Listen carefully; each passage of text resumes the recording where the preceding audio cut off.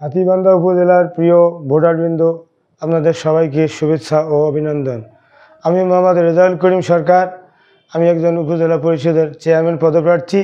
আমার মার্কা মোটরসাইকেল। আপনারা আমাকে মোটরসাইকেল মার্কায় ভোট দেবেন, এটা আমার অনুরোধ। তবে মাঝখানে আমি একটু গুজব শুনতেছি, অনেকে ছড়াইতেছে যে আমি নির্বাচন থেকে সরে দাঁড়িয়েছি। এটা পুরা বানোয়াট ভুয়া কথা। হাতীবান্ধা শাহ গরিবুল্লাহ স্কুলের পিছনে ৩০০ মিটার পূর্বে পাকা সড়কের সাথে নিরিবিলি পরিবেশে প্লট আকারে জমি বিক্রয় চলছে। আগ্রহীরা স্ক্রিনে দেয়া নাম্বারে যোগাযোগ করুন। আমি নির্বাচন থেকে সরে দাঁড়াইনি, আমি আসলে সময় কম পাইতেছি। এটা আপনারা অনেকে জেনেছেন। আমি 2-3-4 দিন সময় পেয়েছি, একটা হাইকোর্টের আদেশ ছিল, এটার কারণে আমি 3-4 দিন সময় পেয়েছি, লোকের কাছে কম পৌঁছে দিতেছি।